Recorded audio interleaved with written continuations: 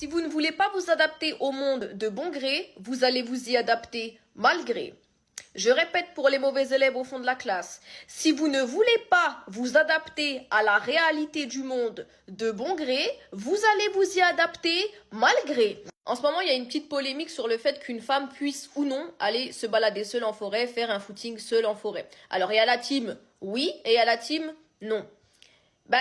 Les deux teams sont valables. Parce qu'en soi, oui, déjà, théoriquement, en termes de droit, une femme a totalement le droit d'aller faire une balade en forêt, oui. Par contre, c'est du bon sens qu'elle ne peut pas le faire partout. J'ai fait une vidéo il n'y a pas très longtemps relative à la sécurité. La sécurité a un prix. Donc non, en tant que femme, ce n'est pas interdit, mais c'est déconseillé de se balader seule en forêt dans un pays où les nuisibles ne sont pas neutralisés, encore une fois. Que tu fasses une balade en forêt au Qatar, au Japon, ou ne serait-ce qu'en Suisse, de jour comme de nuit, il n'y a aucun problème. Par contre, faire cette même balade en tant que femme dans un endroit où les nuisibles n'ont pas peur des autorités ni des répercussions de leurs actes, parce qu'ils savent que soit ils vont pas en avoir, soit très peu,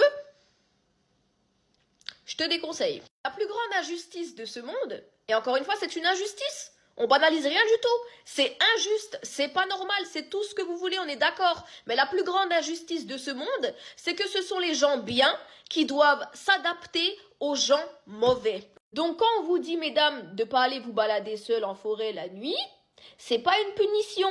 C'est de la prévention pour vous, parce que c'est un refus d'obtempérer, entre guillemets, au monde actuel qui risque soit de vous coûter la vie, soit des traumatismes sur le long terme. Une femme n'a pas la même vie qu'un homme, une femme n'a pas la même sérénité d'esprit qu'un homme. Encore une fois, c'est injuste, je banalise pas du tout, c'est totalement injuste, mais il faut s'adapter à la réalité du terrain. Parce que, surprise, surprise, la force physique des hommes, qui de base devait être utilisée pour nous, à notre avantage, il y en a certains d'entre eux qui l'utilisent contre nous. Et puis les hommes commençaient pas, oui, pourquoi tu dis tout de suite les hommes?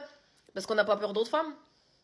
On sait se goumer entre femmes, on n'a pas peur d'autres femmes. Donc ça sert à rien de vouloir lutter contre les nuisibles s'il n'y a pas d'autorité compétente au-dessus de leur tête, soit pour les neutraliser quand ils font quelque chose, soit pour les dissuader de faire quelque chose tellement la punition va être hardcore.